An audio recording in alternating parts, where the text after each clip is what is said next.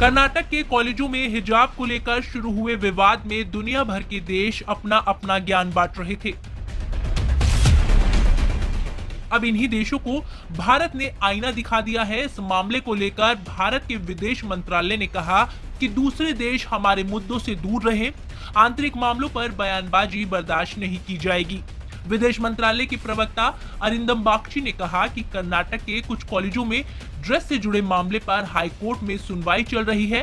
अपने आंतरिक मामलों पर हमें आपकी टिप्पणी की कोई जरूरत नहीं है। जो लोग भारत को अच्छी तरह से जानते हैं, उन्हें इन घटनाओं की उचित समझ होगी।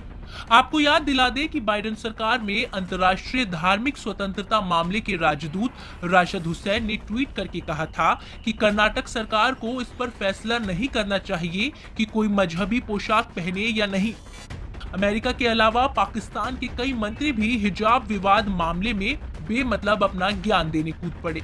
पाकिस्तान के विदेश मंत्री शाह महमूद कुरैशी ने कहा था कि मुसलमान लड़कियों को शिक्षा से वंचित करना मौलिक मानव अधिकारों का घोर उल्लंघन है। तो वहीं पाकिस्तान के सूचना एवं प्रसारण मंत्री फवाद हुसैन ने कहा था कि भारत में जो चल रहा है वह भयावह है। हिजाब पहनना किसी भी दूसरे परिधान की तरह निजी इच्छा है। नागरिकों को इसकी आजादी दी जानी चाहिए।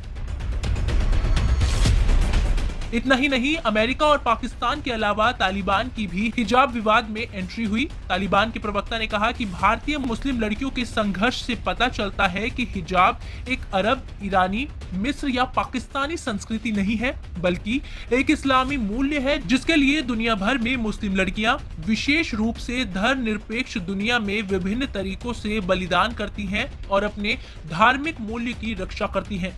फिलहाल हिजाब विवाद को लेकर कर्नाटक सरकार ने विश्वविद्यालय और कॉलेजों में छुट्टी को और बढ़ा दिया है। अब कॉलेजों की छुट्टी 16 फरवरी तक के लिए कर दी गई है। गौरतलब है कि कर्नाटक में हिजाब विवाद की शुरुआत दिसंबर के अंत में हुई थी, जब कुछ छात्राएं हिजाब पहनकर उडुपी के एक सरकारी प्री यूनिवर्सिटी कॉलेज में आने लगी।